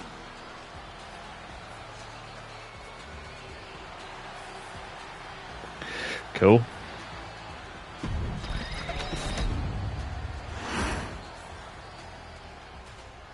I'm sure you will agree with your wise man. Many WWE superstars say they will do whatever it takes in order to achieve success. Quite often, it's a bunch of BS. But if you're lucky, you may run into someone who is willing to look out for the group. Someone willing to make sacrifices. And for this family, there was no one better than Rikishi. After the head run in WWE came to an end, Rikishi, then known as Fatu, would go on a journey of self-discovery. This journey would lead to him taking on the name Rikishi, a subtle nod to his cousin Yokozuna, as well as an opportunity to start fresh with a global audience. Well, my dad, you know, when he became the Rikishi character, when you think about Samoan wrestlers, right, or mean, or aggressive, he made it like his own flavor, right? You know, he had the blonde hair, still carried the aggressiveness, but I think he just wanted to add like a little flavor to it. But it became even more popular to our culture. Rikishi blitzed WWE from the jump, devastating opponents with new tricks and winning people over with his fat-ass dance moves. With his fat ass. With this wave I gotta clip that. even more success with Rikishi capturing the WWE Intercontinental Championship and displaying incredible athleticism in iconic moments like when he dove off the top of the steel cage. The year 2000. It's scary looking at that because I'm thinking about Bronson Reed doing that recently and he broke both of his fucking feet. Anyone know, Rikishi held a dark secret regarding a decision he'd made not for his own benefit, but for the benefit of the family. It was at the I did it for The Rock. 99 Survivor Series that Stone Cold Steve Don't tell me we're gonna do the Armageddon by a car in the arena 6-person match. forcing him from the main event later that night for the WWE Championship. For nearly a year, all of WWE was consumed with figuring out who was driving that damn car and why That was over a year? was Wow. targeted in the first place. The verdict came in. The car was driven by Rikishi. Rikishi would stand strong. Stone Cold Steve Austin. I didn't do it for me. I did it for The Rock. The Rock. What? Rikishi would lay out a years-long gripe that WWE preferred Steve Austin to The Rock, and so Rikishi had made sure that The Rock's only competition had been removed from the picture. Rikishi sacrificed his own popularity to reach this goal. The Rock thrived while Austin was on the shelf. For Rikishi, the struggle and fall. Yeah, but wasn't it later revealed that it was actually Triple H that... eventually have to face off with the Texas Rattlesnake to answer for his sins. And he welcomed that meeting with open arms. What Rikishi was unprepared for was for WWE to stack the deck entirely, looking to make Rikishi pay for taking out their golden goose. Stone Cold Steve Austin was allowed to drive his truck directly to the ring and was generally given the freedom to do whatever the hell he wanted in the name of revenge. We are going to make things right. When Rikishi and Stone Cold Steve Austin lock horns, there will be no stacking of the deck. Someone willing to give of himself so that his family, this family, can succeed, deserves better. So get in there and showcase the never say die spirit that has led this family to victory time and time and time and time and time and time again. Use whatever weapon you can get your hands on and prove to Stone Cold Steve Austin that you will do anything for the people. Heyman is so good, man. Is it legal to not show up? Rikishi has brutalized Austin lately. Austin will be here, Byron. I just refuse to think anything else. The following contest is scheduled for one fall and is a no-holds-barred. Wasn't it revealed later that they actually did it for Rikishi? Not Rikishi, Triple H.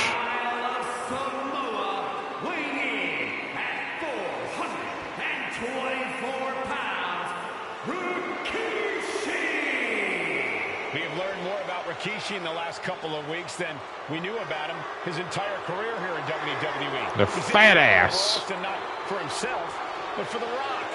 Right, and now he's coming out here, and I guess if Austin doesn't show up, the general manager is going to have to come out here and declare this is a forfeit, and Rikishi's going to win it. This man makes me sick.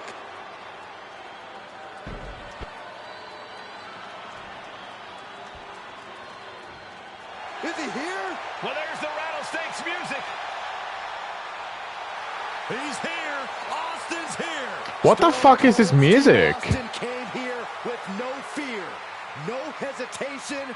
Just When did Austin have this music? His opponent from It's not the iconic dun dun dun dun dun row dun dun dun dun dun dun. 52 pounds, Stone Cold. What the fuck? And it's not the lyric song. I've never heard of this version before. What the fuck is this? Rikishi can escape the Texas Rattlesnake. It's been almost a year since Austin competed in the ring. Austin is a man possessed. Rikishi feels good about running over Austin and said he'd do it again. That man is sick. Well, Rikishi Okay. made two mistakes. One, trying to end Austin's life. And two, not being man enough to finish the job. Austin's going to absolutely tee off on Rikishi. This one is going to get ugly in a hurry. Never heard Austin with this music.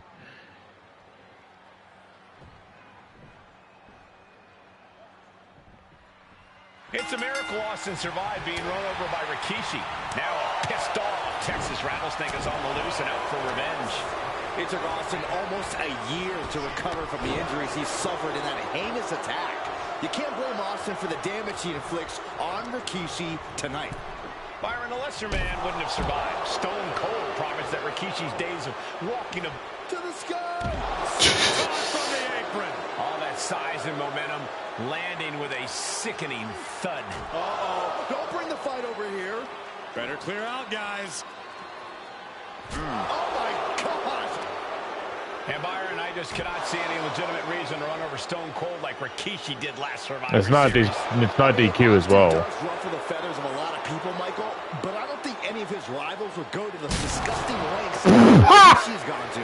Unbelievable impact. His body in ruins. The Okay. table just obliterated.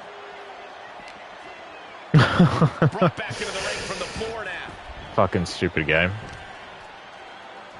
Has her opponent down and Drop. Rikishi feeling like he has a job to finish tonight. A career in Stone Cold's to bring to an end.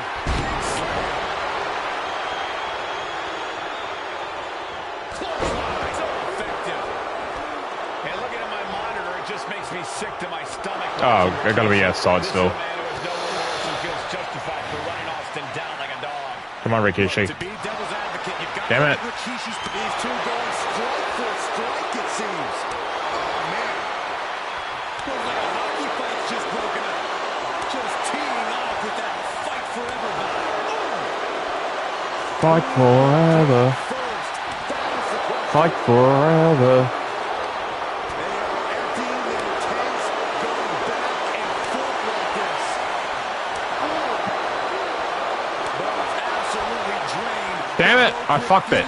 Just going off with everything they've got now. That shot will give you the upper hand. No. Samoa drop. And though The Rock wants nothing to do with this altercation, we have to mention the sadness Rikishi has brought to him. Rock might be innocent in this whole ordeal, but I feel that somewhere inside his soul, The Rock is happy with what Rikishi's done. The Rock is proud to have Rikishi and his family. Well, Corey, what kind of... Take off. What a landing from all the way up. Wasted no time. Fat ass. And that was just as devastating as a sledgehammer to Austin's truck. Such thunderous impact. Pulled in for a belly-to-belly. And Rikishi enjoying how he's worn down the rattlesnake throughout this match. And I bet The Rock is smart. Out of the ring, bring him to the entrance side of the ring. Big heavy combo. Okay. Austin being prepared for a fight. Talk about the rattlesnake preparing to make Rikishi a dead. Austin and Rikishi trading heavy artillery on the outside, and here comes the rattlesnake. Where's the truck? Austin fired up in revenge on his mind. The truck was there. You got to think about how bad Austin has wanted this ever since Survivor Series last year. Been dying to get his hands on Rikishi. All of that venom, all of the I did it vitriol for The inside Rock. Austin being unleashed on Rikishi right I did it now. for the people. Remember, this is no holds barred. Anything goes. Austin has Rikishi down. The rattlesnake is red hot. And do you hear this? Give me 1 second. When outside near the barricade. Okay. Capacity crowd, they want more from Stone Cold. Albany wants to see Rikishi get beaten down like a pile of human filth. And Rikishi with a counter. And Rikishi lately has been calling himself a visionary, a pioneer. All a bunch of garbage, if you ask me. All a bunch of garbage. Those labels, Cole. Those labels are coming from the family, coming from a group of wrestling legends who are proud of Rikishi for standing up and making a change in this business. I have a few labels for Rikishi. Coward, liar, embarrassment. Those fit him well. Sure. Just a mess of wood and flesh after that. Oh, colliding with a barricade. Rikishi is picking the competition apart. Rikishi with an onslaught here against Austin. Dare I say, Stone Cold could be in trouble. And going for body blows is a good way to drain your opponent. at the announce table, hit him with front heavy attack. Okay. The barricade. Oh, man. Look at this. Oh, barricade. Scary mindset for the Rattlesnake. Austin has scattered pictures of Rikishi all over his home. Said that every time he looks at Rikishi, he's looking at a dead man. And Rikishi slows Austin down with a thunderous right. Austin's in trouble. And now steel chair. Good dodge. Oh, Yep. He just averted disaster there. And now Austin gonna deliver the punishment with the steel chair.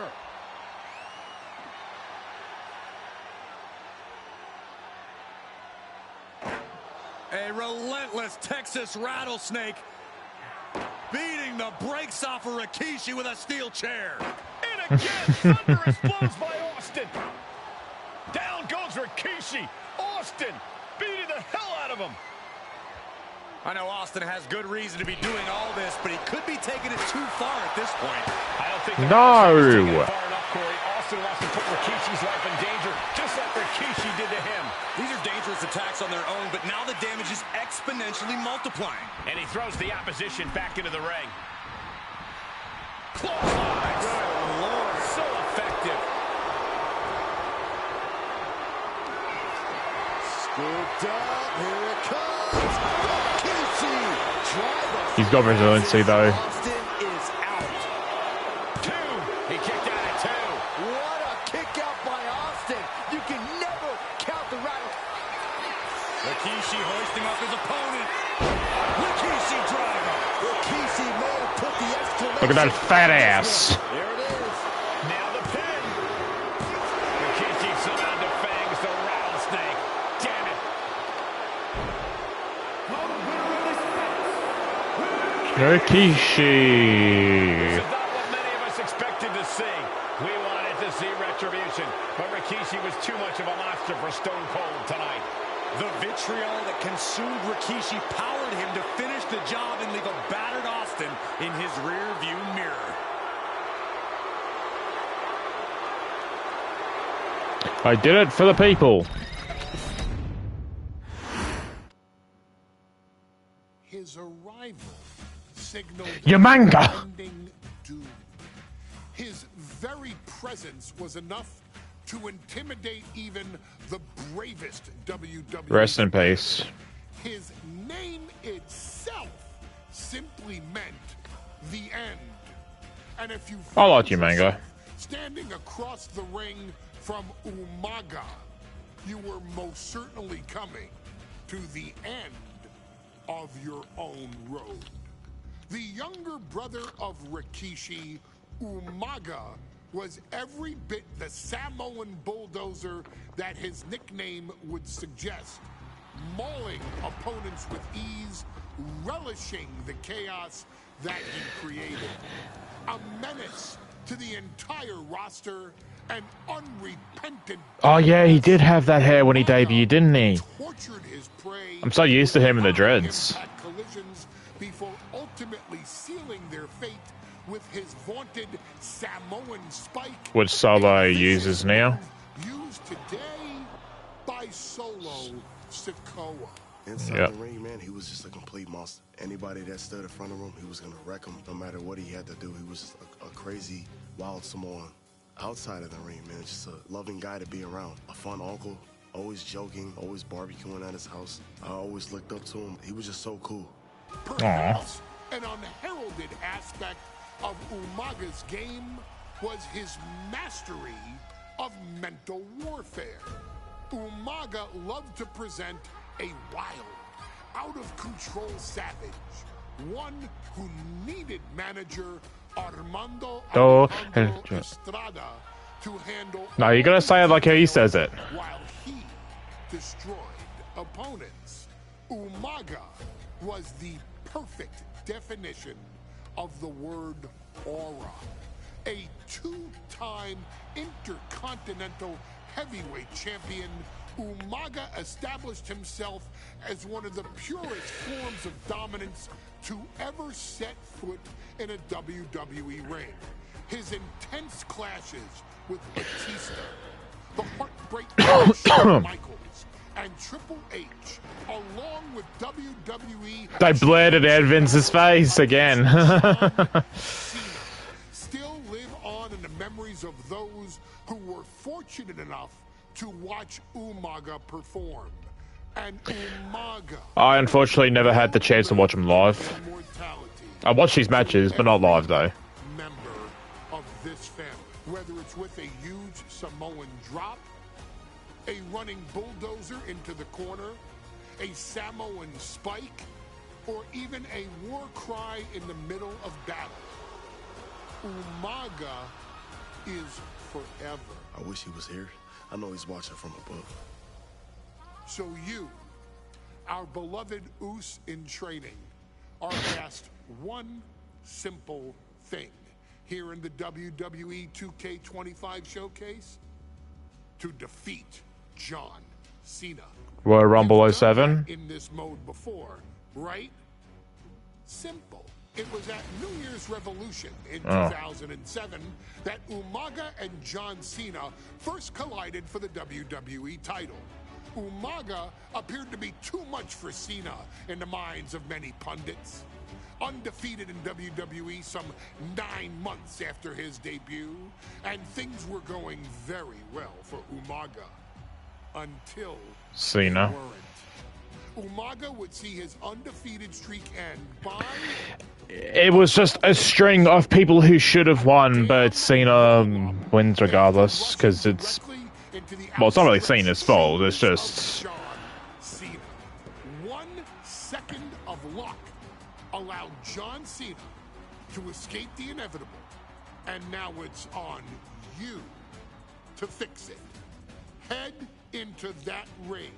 Showcase Umaga's cruel brutality and get Umaga the WWE Heavyweight Championship victory that he should have gotten in the first place. I assure you, my dear friend, Armando Alejandro Estrada will make sure nothing else goes wrong if you take care of business inside the ring. Hey Sammy, how you doing? Welcome to the stream. Well, ladies and gentlemen, here he is. He could be the next WWE champion, the near 400-pound. If I can name people that should have beaten Cena, Umaga, Nexus comes to mind straight away. This man looks, moves, and There's, sounds like again, there's probably a whole lot of others. Umaga is for real. He is a Samoan bulldozer. Nexus definitely comes to mind straight away. With a mean streak. Big, athletic, strong, and probably going to outweigh John Cena by well over 100 pounds. Since 1963, the WWE title has only changed hands twice here in Kansas City. That's twice in the last 47 years. But Umaga is a scary human being. He can easily change that trend right here tonight.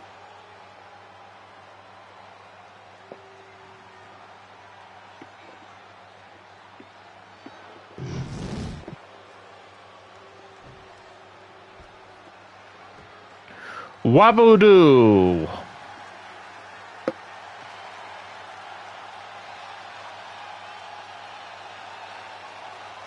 A phenomenal ovation in this arena because the champ. John Cena sucks. John Cena sucks. John Cena sucks. John Cena sucks. John Cena sucks. They weren't really doing that chant at this time. They only started doing it like like 2010s. That's how I remember. That's when I started remembering that they started doing it. A 3-time WWE champion. John Cena sucks. John Cena sucks. John Cena sucks. Once the bell rings, these two are going to go at each other full force.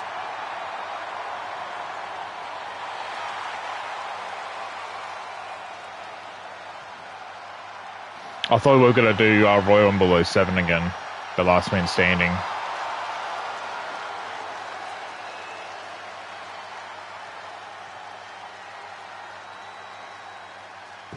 The time is up. The time is now.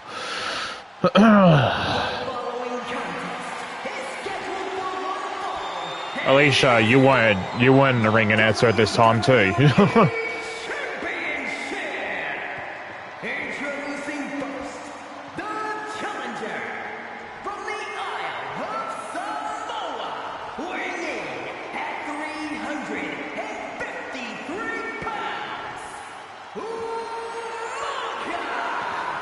Managed by Armando Alejandro Estrada.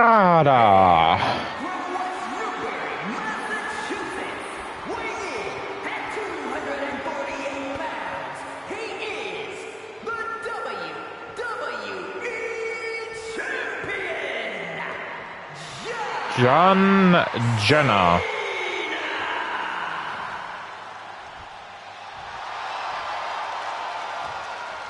I hope they actually changed that for next year's game, but it actually have the people stand side by side when they do the introductions like they do nowadays instead of just standing into the corners.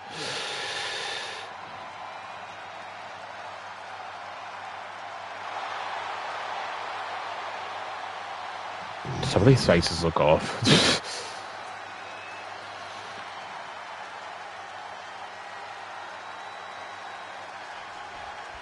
John Cena and Umaga battling here for the WWE. Get out of the ring. Okay. Will John Cena halt the Samoan Bulldozer's path to destruction? Cena's going to have to go all out to accomplish that. No one has been able to withstand. Now, what the hell? Thus far. Umaga. Brutal Samoan has made oh my God. Of his challengers. No, Cena, get back in it. The ultimate super heavyweight threat. Oh my. Cena could be in for the greatest challenge as champion tonight. Well, if anyone can overcome the terrifying ruthlessness Those stairs look of Umaga, painful. it has to be Okay. John Cena. Nice. And you see Cena's legs bent awkwardly off the steel steps. Umaga really pinpointed a target with that attack. Shut up, ref. Oh, I was going to try and hit it. Or just the result of his rampage. But either way, taking out Cena's foundation is going to sway the power Heavy advantage combos, into okay. Umaga's favor now. Ouch. A rare position for Cena in this fight. We can't often say that John's overpowered in a matchup. But this 360-plus pound Samoan Bulldozer is more than a formidable opponent.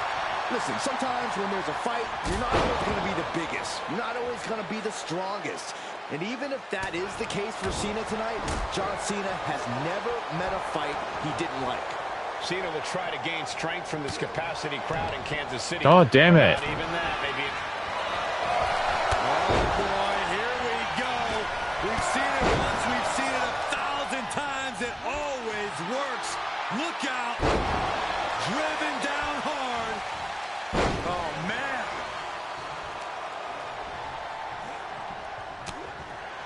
Umaga is truly a specimen to marvel at, Corey. There we go. His handler, Armando Alejandro Estrada, knows he has a thoroughbred on his hands. But the difference between Accelerate your offense and run through Cena with a cross tool. Okay. Umaga cannot. Estrada can only serve as a mouthpiece for Umaga. He can only help direct Umaga's blind brutality. I think even Estrada knows no one can control the Samoan Bulldozer. Now a neck breaker.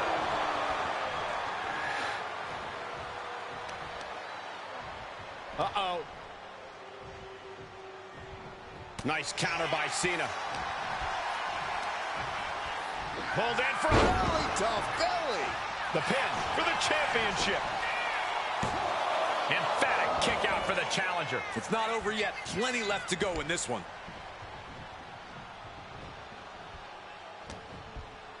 Oh, he saw it coming. Cena tonight attempting to do something no one else has been able to do. Be it HBK, Triple H, Kane, the list goes on and on. No one has Hang on. Successfully. been able to beat Umaga. Since debuting in last year's WrestleMania, he's never been pinned, never been submitted. Umaga is a man who's decimated every single thing in his path. It's not hyperbole to call him a dangerous and deadly savage. And with the attacks Umaga has been delivering, you have to think about internal injuries mounting on Cena now. Uh-oh, full Nelson. Reverse STO, and Umaga is in control. Cena has no response for Umaga's savage and brutal offense. Big forearm. And I could look at Umaga, and he reminds me of Yokozuna. His unmatched thickness and size is an He's thick. Umaga's so thick. His calves, they give him Oh, look at his size. Oh. That's what the commentators are like at the moment. Oh my God, stop it. Nasty, and he won't be slowed down.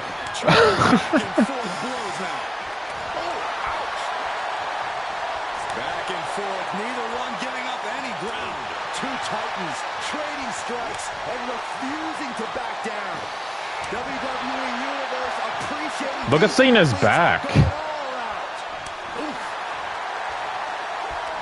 Damn it. Each exchange just sapping the energy from these two. Ooh. You know what? I'm gonna try to hit the yellow bar. Oh, fuck. Okay. Just teeing off on another. That will leave you stunned. Gets driven into the corner. No. To the face. Run. Umaga coming from a very rich heritage. There you go. And Cena flattened in the corner. Umaga's just overpowering him. Look at the strength into the corner, just setting Cena up.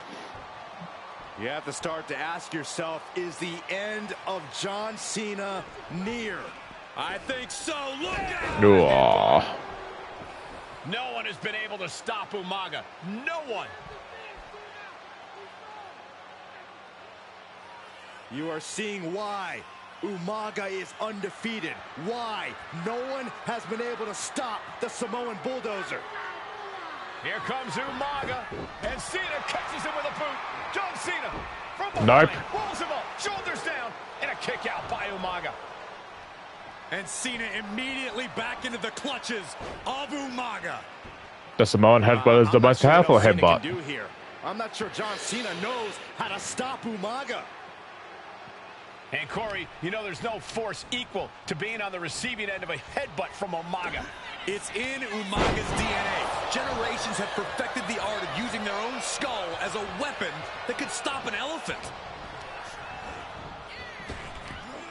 Big back body drop. What elevation. Sometimes. Nice. Damn it. Stack them up.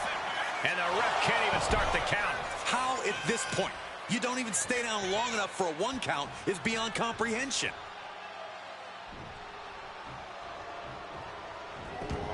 Shows great wherewithal there. And Cena's starting to falter here. Umaga is simply overpowering John Cena right now. Belly to belly. Put Cena away with a pinfall submission. Samoan spike. Here it comes. Samoan spike. He never lifted anyone up when he did that, didn't he? We almost had a new champion. Yeah, I saw he had resiliency. That to put the champ away. But just how much more is needed? The end could still be right around the corner. And I think we all know this is only going to make a monster like Umaga even angrier. Uh-oh. He turns him around on Umaga. Dueling reverses. Fuck. On point. Oh, shit. Not done yet. We got part 2 on the way. For good measure. That's got to be it. Consider the championship retained. Very few superstars possess the fortitude to do what we just witnessed. Very few? How about almost none? This match just went to the next level. But Cena Up high. Uh-oh. Look at the power. Samoan driver. Brutal attack from Umaga. He smells Cena's blood in the water. You fucker. Trading counters here. This will do it. Umaga. Samoan spike. The challenger comes Makes up the cover. here. Hell yeah. An undefeated champion.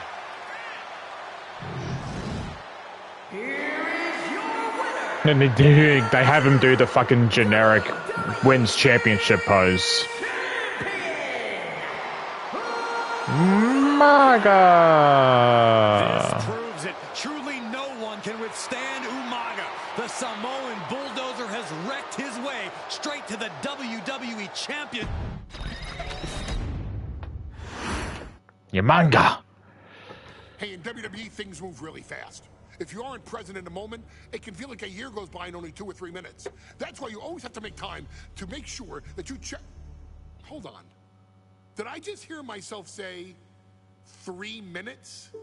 3-minute warning. Stop. Can you believe I'm actually doing Eric Bischoff's shtick? In the early 2000s, few words sent a shudder through the roster like the words 3 minutes, summoning the fearsome duo of Rosie and Jamal, collectively known as the Three. Jamal was Umaga. Initially hired by the aforementioned Raw general manager Eric Bischoff to interrupt anything he didn't find to be entertaining. You're just not entertaining me. 3 minutes are just about up. The two instantly made their mark in WWE with their complete and total decimation of anyone that was targeted.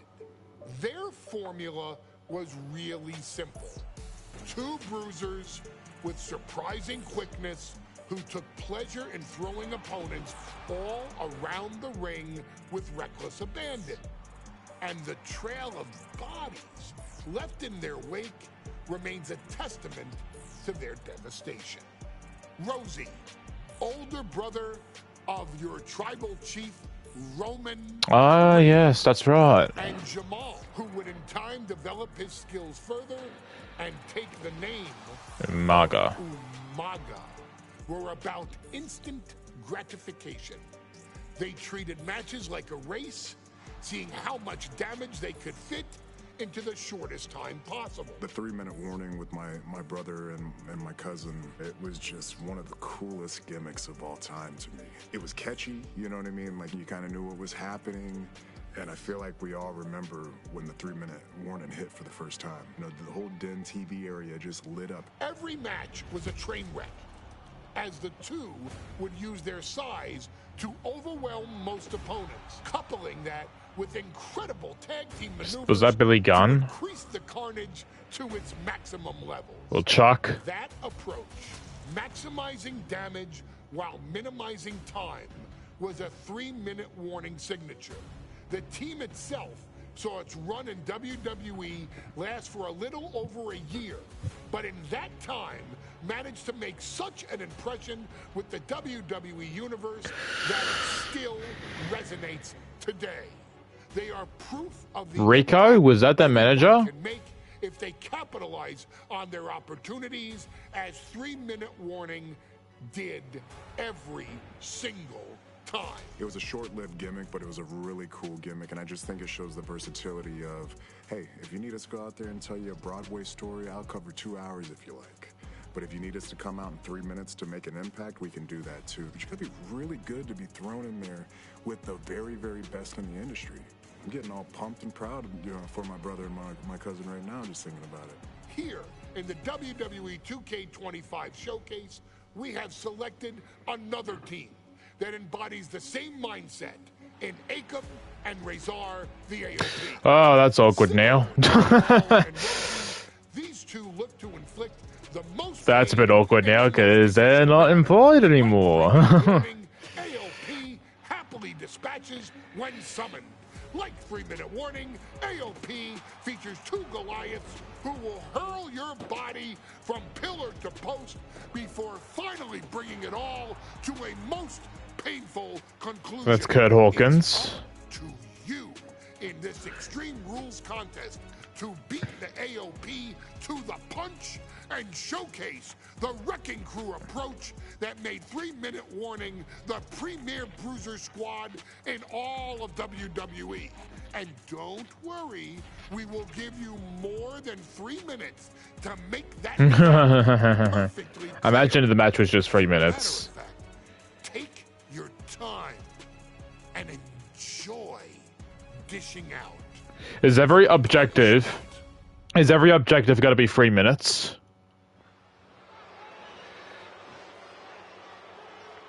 Is that why the time is there?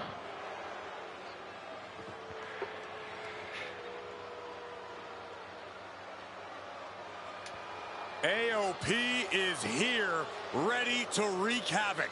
And they want to prove 3-minute warning has nothing on it. Oh yeah, Paul Ellering is in this game. Teams ready to use this extreme rule stipulation to the fullest.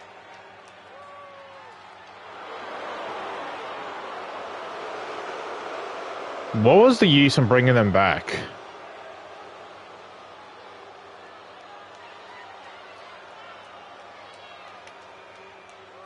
The following contest is a tag team extreme rules match and accompanied by Paul Ellering and a combined weight of 620 pounds. Akon and Razor, the authors of pain. AOP look unintimidated by the task at hand. They just never connected with the crowd, I think, AOP. Merciless tandem of 3-minute warning. You know, there's actually a lot in common between They can have these two banger teams matches every now and in terms then, of but tactics and physicality. we're not interested in y'all.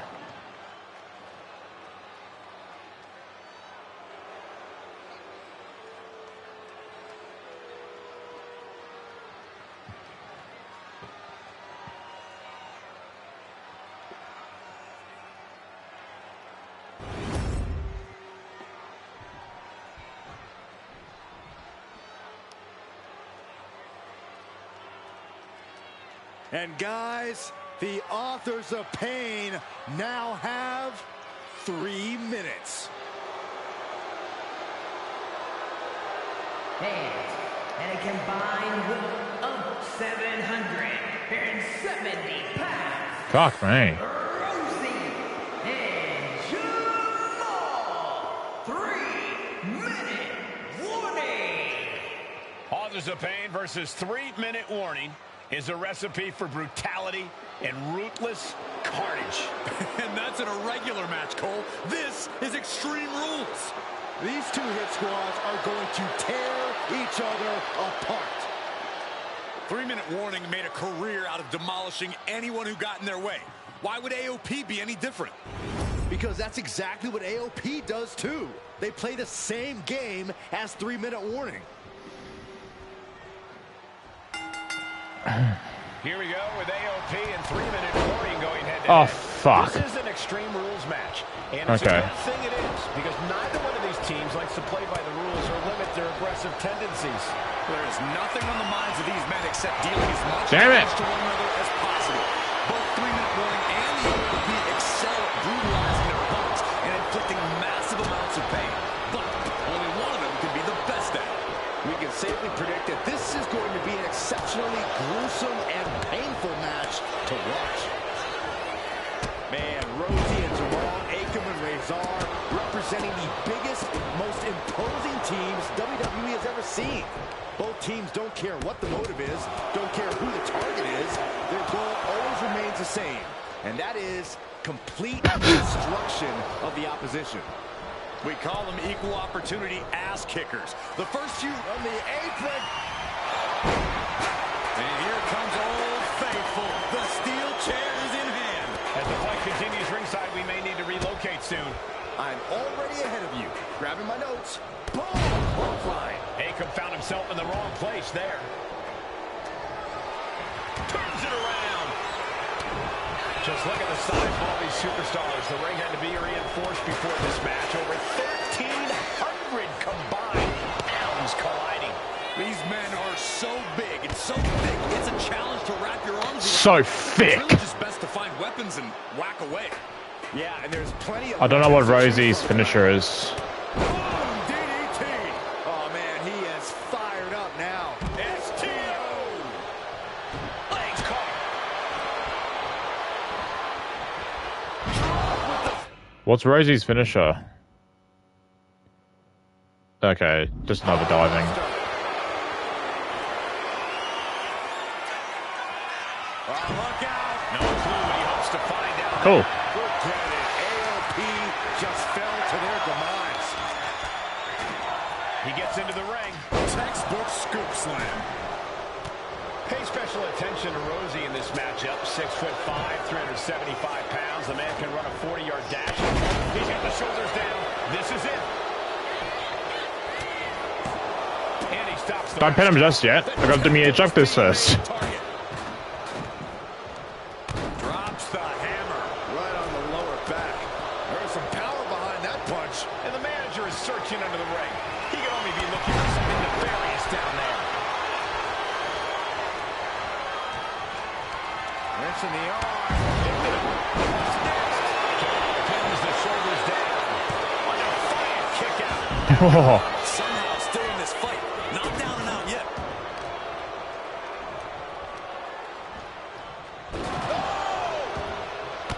Rosie and Jamal tell their victims that they will feel the 3-minute warning. What does that mean, Corey? Well, it means a lot of superstars will get run over by the pain train, and it's only going to feel like the longest 3 minutes of their lives. When you're as big and strong as Rosie and Jamal, that's how quickly it can be over. Look at this. This can't be good. Why not use those? Oh, fuck me. Perform any finisher and make things easier. Okay. About to get high risk and very painful. Decides to leave the confines of the ring. Set up for a second time. Oh, you fucker! God damn it. Risky move, and it did not pay off. Fuck off. Icarus could have done it better. We knew this Icarus? would be grueling. Oh my god. Going for the run. Slam. AOP might have just passed their final testament. Watch for the hardcore style of 3-minute warning. Both of these men are from the hood, Come on, so hurry to up. speak. Grew up in the streets, brought up to be tough. Rosie and Jamal have a rough tenacity. A duo that couldn't care less about headlocks. They're just all about beating the hell out of you. 3-minute warnings, thug-like tactics need to be respected. Rosie and Jamal only care about one thing, and that's the winner's purse. Ooh. Kick to the gut. Ooh, brutal form. And avoids taking any damage. Speed tackle. Oh, man. Ooh. Just try and fast away to get my signature and finisher up. Delivered into the barricade. Clothesline. Forcefully delivered. Nagi. Oh, fuck off, man. These debilitating forearm strikes. Clubbing away with forearm after Oh, come on, get up. Get the fuck up. This is a whole new Come on, level of Rosie. chaos and brutality. Get in the ring. Warning and AOP just keep upping the ante on each other. And that was a rough landing from that toss. Fuck off. Nope. Desperate use of the headbutt to get out of trouble. Oh my fucking god. Wrench in the arm. Butterfly.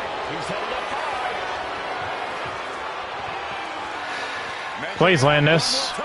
Thank you. Coming down with incredible. Oh my god. Win by. Okay. Might just be done messing around. This could be it. It could end right here. Fuck! He comes to the rescue for his team. Jamal! What are you doing, dude? Clubbing strike to the back. Akam with a rough blow there. And Akam is still managing to dish out more damage. Still being able to take command at this stage says a lot about Akam. There's two. Right, thank fuck for that. Straight rules. Here are your winners, Rosie and Jamal. 3-minute warning. Gotta give it up to 3-minute warning. In a contest between two of the most badass squads we've ever seen, they were the tougher competitors. Yeah, but AOP certainly made 3-minute warning earn this win. Just think about all the carnage we witnessed here tonight.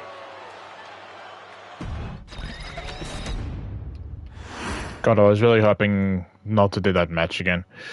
Alright, so what's next? Tamina. Oh, money in it. Oh. God damn it. Okay. Alright. I am going to leave it here for today. Thank you for watching. I'll probably be back on tomorrow for more of this, unless if I think of something else to do. But, yeah, we'll continue on with Showcase Mode tomorrow. Thank you for watching. Have a good night, morning, evening, wherever you are in the world. And I will see you all next time.